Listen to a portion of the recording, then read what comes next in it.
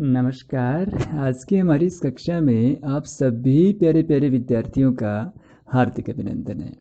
तो हम पढ़ रहे थे हमारी सृजना पाठ्य पुस्तक का तीसरा अध्याय कवि रहीमदास जी के नीति के दोहे।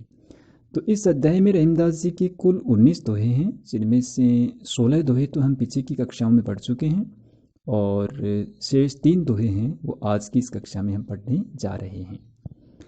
तो रहीमदास जी का अगला दोहा है, अगला नहीं 17वां दोहा है कि मान सहित विष खाए के शंभु बहे जगदीश और बिना मान अमृत पिए राहु कटायो शीश। तो इस दोहे में कवि रहीमदास जी ने एक पौराणिक कथा का संदर्भ दिया है कि देवताओं और असुरों के बीच में समुद्र मंथन हुआ था, तो उसमें 14 प्रकार की चीज़ें निकली थी, रत्न निकले थे, जिनमें से एक कालकूट विष निकला था और अंत में अमृत का एक कलश निकला था। तो कालकूट विष है उसको तो मान सम्मान के साथ भगवान शिव ने ग्रहण कर लिया था, और अमृत है वो देवताओं के हिस्से में आया था। तो सारे देवता एक पंक्ति में बैठे हुए थे और असुरों में से एक असुर है वो वहाँ से निकलकर देवताओं की पंक्ति में शामिल हो जाता है। उसको सूर्य देव और चंद्रदेव देख लेते हैं, उसकी शिकायत भगवान विष्णु से करते हैं। तो भगवान विष्णु से ने अपने सुदर्शन चक्र से उस असुर का जो सर है वो धड़ से अलग कर दिया। जो सर है वो राहु के नाम से जाना जाता है और धड़ है वो केतु के नाम से जाना जाता है। उसके बाद में सूर्य और चंद्रमा को वो जो असुर है अपना शत्रु समझने लगा और हर बार उनका मतलब बदला लेने के लिए उनका ग्रास करने की कोशिश करने लगा। जब सूर्य ग्रहण चंद्र ग्रहण होते हैं ना, ये इस पौराणिक कथा से जुड़े हुए हैं, तो वो उसको अपना शत्रु समझकर उनका ग्रास करने की कोशिश करता है। ऐसा यहाँ इस पौराणिक कथा के संदर्भ में समझा जाता है, जाना जाता है। तो ये कथा है, इसके पीछे इसको समझकर हम इस दोहे को अच्छी तरह समझ सकते हैं। तो समुद्र मंथन के दरमियान जो कालकूट विष निकला था उसको तो भगवान शिव ने ग्रहण कर लिया था, लेकिन अमृत निकला था उसको बिना मान सम्मान की परवाह किए, और जब राहु ने पीने की कोशिश की थी तो उसको अपना सर है वो गंवाना पड़ा था, नुकसान उठाना पड़ा था। तो कवि कहते हैं कि मान सहित विष खाए के शंभु बहे जगदीश। मान सम्मान के साथ जो जहर मिला, विष मिला, उसको जब भगवान शिव ने ग्रहण किया तो वे जगदीश कहलाते हैं, यानी जगत के ईश कहलाते हैं। जगत के ईश यानी जगत के स्वामी कहलाते हैं। और बिना मान अमृत पिए, और बिना मान सम्मान की परवाह किए अमृत का पान करने की कोशिश की राहु ने, तो उसको अपना सर धड़ से अलग कर दिया गया, सर अपना गंवाना पड़ा। राहु कटायो शीश, राहु ने अपना शीश कटवा लिया। तो इस दोहे के माध्यम से कवि ने यही समझाया है कि मनुष्य को अपने जीवन में मान सम्मान को सर्वोपरि मानते हुए जीवन जीना चाहिए, कि सब चीज़ों से महत्वपूर्ण, उपयोगी और मूल्यवान उसका मान सम्मान, उसकी इज्जत और उसकी प्रतिष्ठा होती है।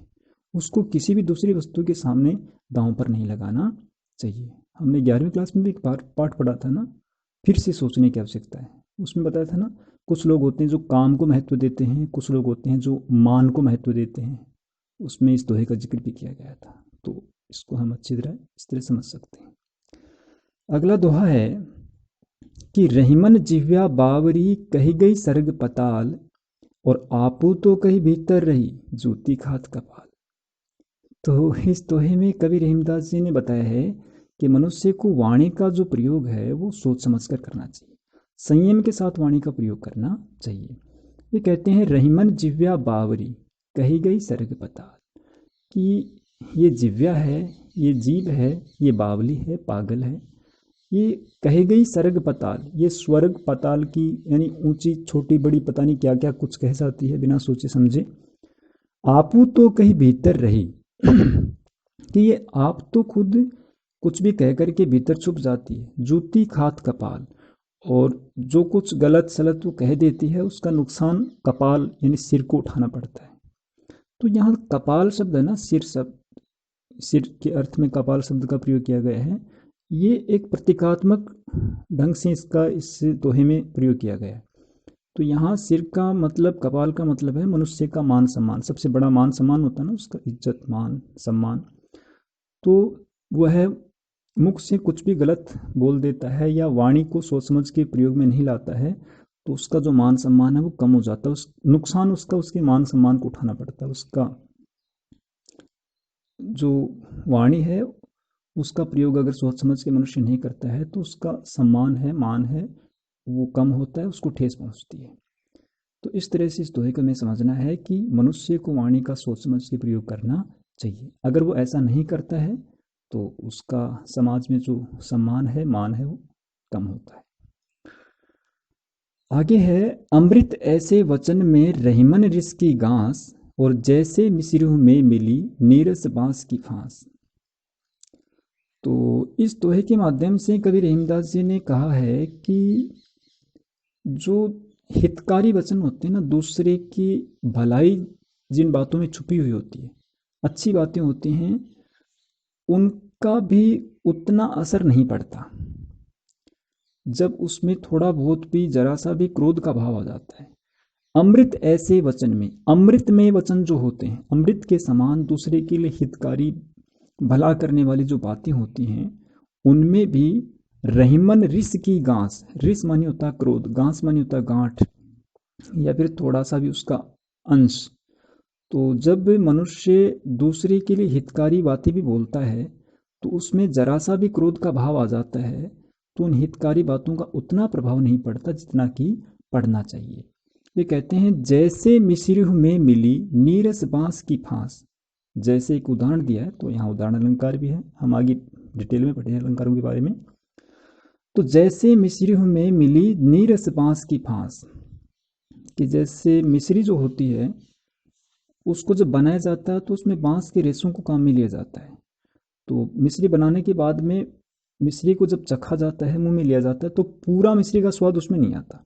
उसमें बांस की जो गंध है, बांस की जो रेशे हैं, वो भी, उसका स्वाद भी आता है। तो इसी प्रकार से जब दूसरे के लिए भला करने वाली जो बातें होती हैं, दूसरे के लिए हितकारी वचन जो बोलते हैं, उसमें जरा सा भी क्रोध का भाव आ जाता है तो वो पूरी तरह से उतने प्रभावी नहीं होती जितने की होने चाहिए। तो क्रोध का भाव है, वो हितकारी बातों को भी दुष्प्रभावित कर देता है। इस तरह से इसको हम समझ सकते हैं। इससे संबंधित जो प्रश्न है वो हम देख लेते हैं। तो पहला प्रश्न है, रहीम जी ने मनुष्य जीवन में मान सम्मान के महत्व को किस प्रकार प्रतिपादित किया है? पहला दो हमने पढ़ा था ना, मान सहित विष खाए के शंभु बहे जगदीश। उसको समझकर इसका उत्तर हम दे सकते हैं कि मनुष्य जीवन में सबसे बढ़कर मान सम्मान ही होता है। उससे बड़ी कोई दुनिया में वस्तु नहीं होती है। सांसारिक जीवन में सबसे बड़ा उसका मान सम्मान ही होता है। उसकी रक्षा मनुष्य को हर समय करनी चाहिए, या उसकी रक्षा के लिए दूसरी किसी भी वस्तु को दांव पे लगा सकता है, लेकिन दूसरी किसी वस्तु के लिए अपने मान सम्मान को दांव पे नहीं लगाना चाहिए। अगला प्रश्न बनता है, रहीमन जिव्या बावरी। रहीमन जिव्या बावरी कही गई सर्ग पताल, ये दोहा पढ़ा था ना, उससे संबंधित है। रहीमन जिव्या बावरी कथन के माध्यम से कवि रहीम ने क्या संदेश दिया है? उन्होंने कहा है कि मनुष्य को वाणी का जो प्रयोग है ना, वो सोच समझ कर करना चाहिए, बिना सोचे समझे इसका प्रयोग नहीं करना चाहिए। जब बिना सोचे समझे कोई भी वाणी का प्रयोग करता है तो उसे इसका खामियाजा उठाना पड़ता है। तीसरा प्रश्न है, कवि रहीम ने मधुर व हितकारी बातों में क्रोध का क्या दुष्प्रभाव बताया? मधुर वाणी जो होती है, दूसरे के हित जिसमें छुपा होता है, भला जिसमें छुपा होता है, ऐसी बातें जो होती हैं, उनमें भी जरा सा क्रोध का भाव आ जाता है तो उन बातों का उतना प्रभाव नहीं होता जितना कि होना चाहिए। वे क्रोध के जरा से भाव से दुष्प्रभावित हो जाती हैं। और अच्छी तरह पढ़कर समझकर इसका उत्तर हम दे सकते हैं। तो इस तरह से इसी के साथ आज का ये हमारा अध्याय पूरा होता है। इस पूरे पाठ को दोबारा आप ध्यान से पढ़ना, समझना, और पूरे पाठ से संबंधित जो रविवार को हर बार की तरह टेस्ट होता है, उसमें सभी विद्यार्थी शामिल होना। उम्मीद करता हूँ कि आप ध्यानपूर्वक सारे वीडियोज़ देख रहे हैं, समझ रहे हैं। और बहुत से विद्यार्थी तो जो प्रश्न रोज़ाना एक एक प्रश्न पूछे जाते हैं, उनके बढ़िया शानदार उत्तर देते हैं। तो मैं आपकी इस प्रयास से बड़ा प्रसन्न हूँ। इसके लिए मैं आपको हृदय से धन्यवाद देता हूँ, आभार व्यक्त करता हूँ। तो आपने इस वीडियो को भी ध्यान से सुना, इसके लिए आपका